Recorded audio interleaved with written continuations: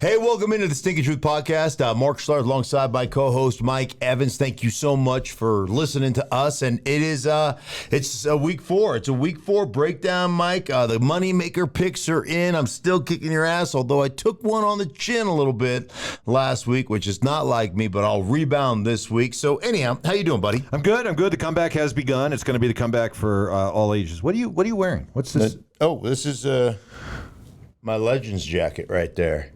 So far, I've had alumni weekends celebrated for both the Broncos and now the Washington football team, Commanders, whatever you want to call them. And I haven't been able to go to either because I was broadcasting different games. So my wife represented me at both. She represented us, not me, but us at both. So she went to the Broncos reunion and alumni weekend, and then she flew out last week to Washington. Cool. And this is a Legends jacket. If you're a legend of the franchise, you apparently get one of these jackets. Nice. So I don't know how she managed to swindle me a jacket. She probably stole it. But the bottom line is I've got a Legends jacket. You're and a I legend. like it. You're It's a got legend. You're a legend. got a hood on it. Yeah. Look at a little hood. Yeah. I look like a little Red Riding Hood. Little Stink Riding Hood right there. Stink Riding Hood. Little Stink Riding Hood. But I like it. It's a good jacket. I like it. Looks good. It's hot out, but you know what? I'm just flying around. So anyhow. You're just excited to be called a legend, aren't you? Oh, yeah. Hey, well, no. I mean. You're one of the hogs. Yeah. Come on. That's legendary, right? Boom. Boom. You're Boom. right. Okay. Speaking of legendary, Uh-huh. How about the Miami Dolphins performance? Woo! 70 points. We'll get to the team that they beat up here in a little bit, but 70 points it seems like every once in a while an offense comes along and they're putting up crazy numbers early on in the season, and people start talking, is this an unstoppable offense? Is this one of the great offenses of all time? Is it? That remains to be seen, but right now, the way it's operating, this offense is incredible. Remember, they did that 726 yards of offense, 350 yards passing, 350 yards rushing, 376 passing, 726. They pulled their starters in the fourth quarter, and they still were running through Denver like crap through a goose. I mean, it was just unbelievable. And I'm telling you, and they did it all without their second best receiver, Jalen Waddle. It's Jalen Waddle? It is Jalen Waddle, right? Waddle. I know you're thinking you're rethinking names since the running back changed his name after the game. Yeah, that's how dominant offense you were. You went from a guy named Devin Achane to Devon Achane, right? You went Devon Achane. Are you kidding? Like, I am so good in the first game that I've ever actually, I don't know, that anybody's ever actually heard of my name. I've decided to change it. That's how good I am. I mean, it's straight up, like, I hear Devon Achane, and I think Chaka Khan. Remember the Chaka Khan? Everybody, Chaka Khan. I like Devon Achane, everybody, Devon Achane. Like, I don't even know what to say, man. I just am perplexed. I am disappointed. I am hurt. I don't know what to tell you. We'll get to the Broncos in a second, but let's give the Dolphins their flowers, okay? So, I think they should have gone. I think they should have gone for an all. I think they should have scored 80. Yeah. And tried to get 1,000 yards of offense. So Mike McDaniel let up. Oh yeah, he called off the dogs, and they still. I mean, the Broncos still couldn't stop them. They called off the dogs, but I think they should have set the all-time record. So what makes this offense perhaps a juggernaut offense, maybe the best offense in football? Well, I think a couple things. I think team speed is eye-popping. When you put on the Miami Dolphins, they have team speed, and it's not just long speed. It's one thing to run a fast 40. It's another thing to run side to side, to move side to side with alacrity and quickness. And they have that times, exponentially more probably than any other team in football.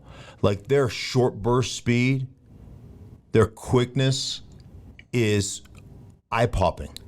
Like, when you put them on, I mean, that's a long watch, because you're like, there's rewindable moment after rewindable moment after rewindable moment. They had 25 explosive plays. Now, let me explain what an explosive is. An explosive in the running game, depending on the organization, anywhere from 10 to 12-yard run is an explosive run. And then in the passing game, anything it's from 17 to 20, depends on the organization, is an explosive pass. When you break it down in the NFL, a lot of coordinators will tell you every explosive we give up is about the equivalent of 2.8 points per explosive. Do you know what 2.8 times 25 is? 70? Well, let's just do it really quick because this will be fun. Yeah, I think have I already done this? Yes, you have. 2.8, yeah, times. I did this. But you were on a roll. I didn't want to take away your fun. I did it wrong. Anyhow, yes, it's exactly. Oh shoot, my glasses. It's exactly 70 people. It's insane. It's insane what they ended up doing. I mean, it honestly, I have never seen its equal. Really? Oh, from an offense in a game, from an offense, the greatest show on turf. Show me New England 2007. Show me the team. Show me when they put up 70 on somebody. Show me when they scored 10 total touchdowns, 5 rushing and 5 passing. You show me that game. I mean, it was. Now, there's part of me that looks at it and says, okay, I understand. Like, from a game planning standpoint, they did a great job running the football down the middle. They did a great job of attacking the edge. But there's part of me that looks at it like, well, if Denver's never going to adjust to anything. I mean, Denver, first off, they were so scared. Like, not only the coaches and the players were so scared, I'm almost positive, I might have to go back and look at the actual television copy. One, I think it probably took a smoke bomb to get out of the locker room. Like, they were in the locker room shivering, and they wouldn't come out to play. And so somebody threw a smoke bomb in there to get them out. And then I'm 100% sure that they were standing on the sideline in puddles of piss because they were so scared and their knees were knocking. It's the most embarrassing film I have ever watched in my entire life as a player and as an analyst. You got they're so afraid of Tyreek Hill beating them over the top. They got safeties playing quarters with their heels at 20. Normally your heels are at 12 to maybe 14. 20 yards. The space between the linebackers and where the safeties were is, I mean, it was a 15-yard gap. Like, it was just open season. If you want to throw it in the middle of the field on any crossing route, you can go the low cross, you can go the shallow, the high. You can go low cross, you can go shallow cross, low cross, or you can go deep cross. We'll give that to you, 100%. We're not going to stop anything. And here's the thing that drives me crazy, Mike, is like from a playing standpoint, if you're wearing my ass out, and my ass has been worn out on more than one occasion, all right, but you're wearing my ass out, the bottom line, at some point I'm going to stop the bleeding and turn it into a fist fight. At some point, you may get out of here with 2 sacks and several tackles and a tackle for loss, but you're getting out with a bloody nose. And I'm going to attack you, and it's going to be a street fight. The Broncos and Vance Joseph did nothing. I mean, nothing. They got it run down their throats in the mid-zone game. They got the pin and pull outside nickel toss game. They got it ran down their throats on the outside. They got it thrown short, middle, intermediate, deep. All of the above. You can beat us any way you want to beat us. And at some point, you think, listen, I'm so afraid of Tyreek Hill. If he scores 70 on us, so be it. But you ain't going to run it for 350 yards, too. I mean, you want to talk about that was a booty call. And they went home. That was a walk of shame. They should have bussed home from Miami. Like the teams that Mike Shanahan would have put them all on, but we canceled the flight. You guys are riding the bus. We'll see you on Wednesday. I mean, it's the most embarrassing loss. It's the most embarrassing performance in the last 6 decades in the National Football League. Well, okay, yeah. Sean Payton takes over, and one of the things he says during the summer about Nathaniel Hackett last year in Denver was it was the worst coaching performance in history, and Sean Payton delivers arguably the worst single-game coaching performance in the last 60 years. So where are you on Sean Payton, who came to the Broncos with a lot of fanfare, so far hasn't delivered? Yeah, I mean, we hear about the adult in the room and, bringing two types of fear that I've talked about plenty on this podcast, the reverence type of fear and the, just the overall fear of consequences. I know this. If I was playing for Sean Payton and I went out and gave up 10 pressures and 6 sacks, I'd get fired. I would get fired. And I have never in my career as an analyst called for somebody to get fired. But damn it, somebody needs to be fired. Like and be careful about football karma because it'll come back to bend you over. And Sean Payton just got bent over because that's the worst game I've ever seen. The worst defensive performance in the last 6 decades. Mark it down. You pointed out it was so embarrassing that there was an offensive lineman for the Dolphins doing somersaults into the end zone. Yeah. Oh, yeah. Austin Jackson? Austin Jackson. It plays right tackle. First off, he comes off the ball, and just absolutely spears Randy Gregory, our $70 million defensive end, who just goes, and then the running back Mostert cuts out 20-yard run, scores at the pylon, and I don't know what happened to Randy Gregory after that. He was just he's holding a lantern. He was like, "Oh wow, look at that guy run, man! He sure is fast." Now, he wasn't chasing him, mind you. He was just holding the lantern, shining a flashlight. Woo, look at that. Well, let's shine some light so the cameras get a better capture, a better shot of Raheem Mostert. And so, anyhow, here's, Austin Jackson, the big fat offensive lineman. Well, he's athletic. I mean, I'm just characterizing offensive linemen in general. Big fat, And here's the thing. It's Miami. So it's freaking steaming hot, right? It's a Batwing game. You're miserable. Your nuts are stuck to your thighs. That's how hot it is, right? They're just making Batwings. That's what a Batwing, yeah. You're uncomfortable. You can hardly move. He trots down there after the run like, woohoo. Like, this game is so easy, man. It's so fun. And then he decides to do something. No offensive lineman wants to be on the ground. You know why? Because you got to get your fat ass off the ground. So there's not one guy in the history of the National Football League that played offensive line that wants to be on the ground. But he thought they were having so much fun, it took him back to his playground days in recess when he, was winning at Foursquare or dodgeball, and he decided in the end zone to do a freaking somersault. Woo! A somersault. Forward somersault. Yep. Look, 12 years of playing, 24 years of broadcasting. I have never one time seen a dude do a somersault that plays offensive line. And the game was so damn easy against the Denver Broncos. Shame, shame, shame. A somersault. So that sets up a potential Caleb Williams Bowl between the Broncos and Chicago Bears. Oh, wow. Yeah. Do you know that there are tickets being sold on StubHub right now for $2? I want my $2. I want my $2. I'm like, I think you negotiate with StubHub. You're like, hey, listen, I want 2 tickets for me and my buddy. Like, we've been diehard Bears fans forever, but $4 is a little bit too steep. I'll give you $3.50. Right? I mean, like $2. Yeah. You can get in the stadium for $2. You got to be kidding me. This is so bad.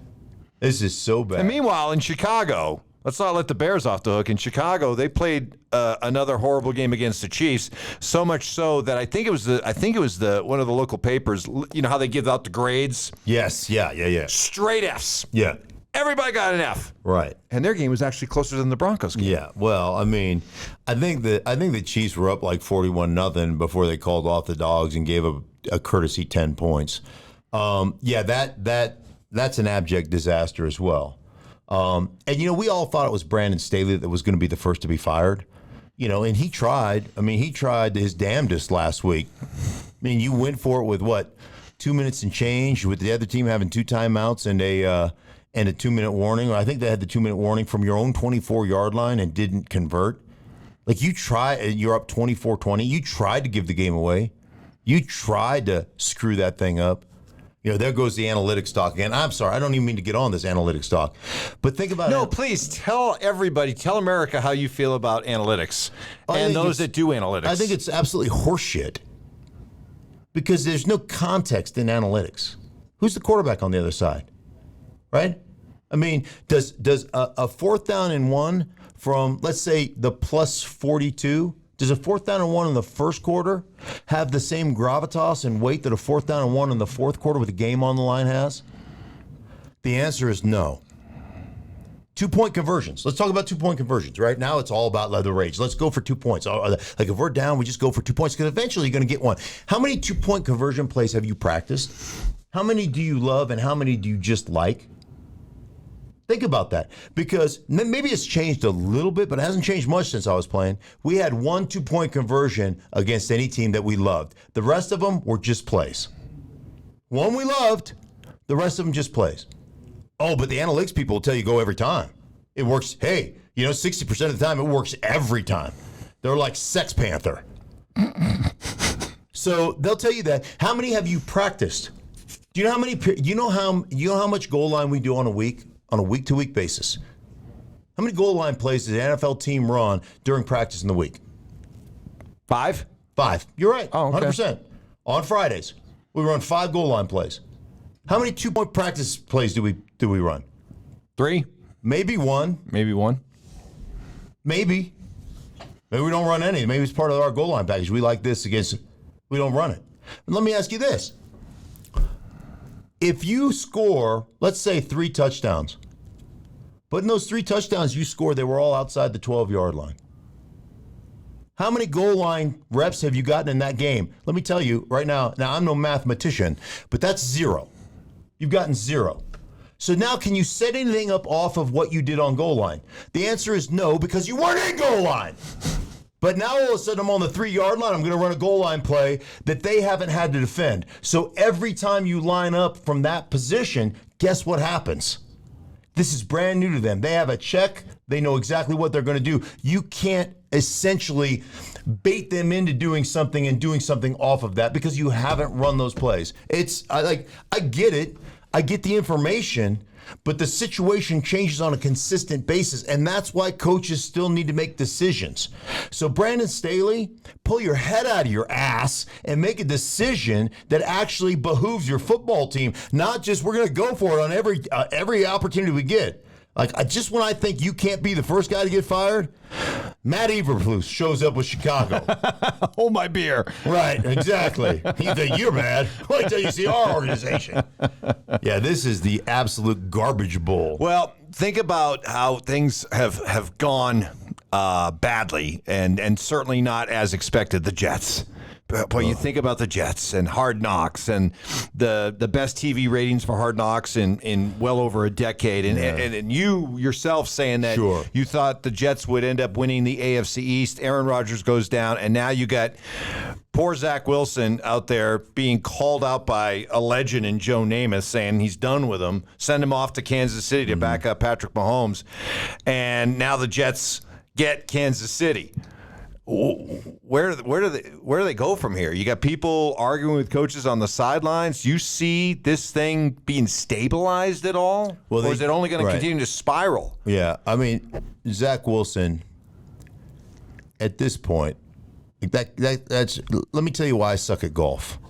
I can get a birdie. I can pipe a drive, right? I can hit a second shot. Bam, approach shot, 4 feet, tap in for a birdie. And I can do that. It's the quad and the triple and the quad and the double and the double and the triple that I take right after that. I've played with you. Right, that shows me I suck at golf. Mm-hmm. You can put a drive together. Mm-hmm. You can put a throw together. There's no question that he's athletically gifted, that he's got great arm talent. You can put a play together, and you might fool me for a minute because you put a drive together.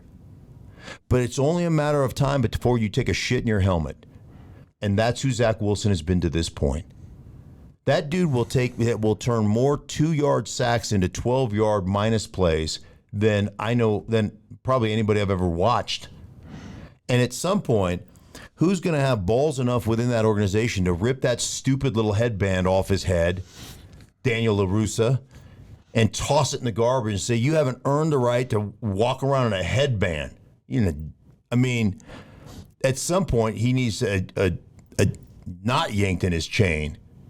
And, they just signed Trevor Siemian, who is a journeyman backup quarterback in this league. But here he is, a journeyman backup quarterback gives you 10 times better chance to win than Zach Wilson does, the second overall first-round pick from just several years ago. So you're ready to call it. He's a bust. Zach Wilson's a bust. Zach Wilson needs to be out of New York. He's an absolute bust at this point. Yes. Now, it doesn't mean he can't resurrect his career magically, but it's going to take a different environment, a different coaching staff, some people with a fresh set of eyes, maybe a place where he can calm his nerves a little bit and get away from it. It's going to take that type of environment. You think about guys that have gone elsewhere. I mean, I remember, who's the cat that won the Super Bowl for the Philadelphia Eagles in 2017? Foles. Yeah, Nick Foles. Nick Foles is going to retire and go into the ministry, and Andy Reid calls him up and basically says, "Hey man, come to Kansas City, take a year of just football rehab. Let me help you out." And he goes back to Philly, and ends up going on that run after Wentz gets hurt. Like, it's going to take that type of dramatic change. And still, at the end of the day, he had a magical run for 5 or 6 weeks, and then he remembered that he was Nick Foles, and the rest, is. And I like this. This is not to bash Nick Foles. I apologize, Nick. But he's a career backup. That's what he is. Although Nick Foles will never have to buy a drink in Philadelphia, and the Eagles. They look like the Eagles, didn't they? Monday night, man. After the first 2 games, kind of, getting their legs underneath them. But boy, they look like the Eagles. That defensive line. Woo. Yeah. Well, it's just be a lesson to all you fancy pantsers that think it's all about the outside wide receiver, the skill positions. We need more speed. We need more skill. We need guys that, the quarterbacks who tell you, "Oh, it's so hard. Oh, you can't hardly do it. It's just such a hey, listen, man, we run a post and with an over, and if the safety grabs the over, throw the post. If the safety goes high for the over, for the post, throw the over. I mean, woo! If he plays high, throw it low. If he plays low, throw it high. Oh, it's so mind-blowing. How can anybody, give me a break. So the Philadelphia Eagles, let this be a lesson to anybody who's in the NFL. You build it, Howie Roseman, tip of the cap, build it from the inside out. Dominate lines of scrimmage, and guess what? You win football games. And the Philadelphia Eagles dominate the line of scrimmage. Both sides. You've made this point before, and I think it's worth bringing up again, is that Philly has proven to be a team that doesn't get satisfied with a strength on their football team. Mm-hmm. That they're more than willing to continue to add to what is a perceived strength. Right. Especially on the lines of scrimmage. Yeah. I mean, you think about what they've done defensively. They've got they have a really strong defensive line. They have a strong interior. Didn't they get the kid Davis a couple of years ago from Georgia, and then they go right back to Georgia, right back to that well. And what's the kid's name? Jalen Carter. Jalen Carter, man, just absolutely destroying people. Like a couple of years ago, who's starting now at guard, Cam Jurgens from Nebraska. Well, he got drafted to back up Jason Kelce. Well, Jason Kelce keeps playing great, comes back, and so they drafted him, they developed, and then they let him play guard until Kelce retires. Then they'll just move him over center, and they'll have another guy in the pipeline that they're already grooming because they're going to draft more of them. They know, it's the NFL's. I don't want to call it a dirty secret. It's the fact that NFL teams. Here's what it is. NFL teams don't understand what it takes to win. They want to win in the box office. They want to excite their fan base. So what do they tell you? Oh, we got this guy, or we got this guy, or we got this guy's going to score touchdowns, and this guy's going to, oh my gosh, it's on and on it goes. And I understand the value and the importance of the quarterback. But, let's just look at the teams. And look at the San Francisco 49ers. What do we draft? D linemen, offensive line. We attack the core of our football team, especially on the defensive side of the ball. Defensive front seven. Pretty good, right? Pretty dominant football team. We win with a 7th round quarterback. Oh, Philadelphia Eagles. dominate trenches, D-line, offensive line. Oh, we went with a second-round quarterback. You know, we're going to pay him because he's great. But, again, that's why Philly is always going to be, you know, they're going to be good. And they're not, they lose a guy, it's not, oh no, what are we going to do? They've got guys in the pipeline. Both sides of the line of scrimmage. Dominate the line of scrimmage, man. It's amazing how many games you can win. I'm just speaking as a football fan, but Philadelphia is one of those teams I want to watch play defense. And there aren't many teams or fans out there that look and say, I want to watch defense. But when the Eagles, that defensive line, Right. they're fun to watch. Yeah, they are. You ready to get to the picks? Yeah, I'm ready to get to the picks. Right now, let me see. I've got it right here in my handy-dandy notebook. You had a resounding week, 2-1. You bounced back to 3-6 is your record. I'm telling you, it's the comeback they're going to be talking about forever. I had a really bad week. I was 1-2. So now I sit at 6-2-1. Completely, absolutely dominating you. I'm like Miami's offense. You're like the Broncos' defense so far in this season. So you get to pick first, though. Let's see if I can keep the mojo going. So I got 3 games. I know Miami's the toast of the NFL, but I love being able to get Buffalo at home in a key divisional matchup, only having to give up 2.5. So I'm going to take the Bills minus 2.5 at home over the Fish. I'm going to take New Orleans, who always plays Tampa.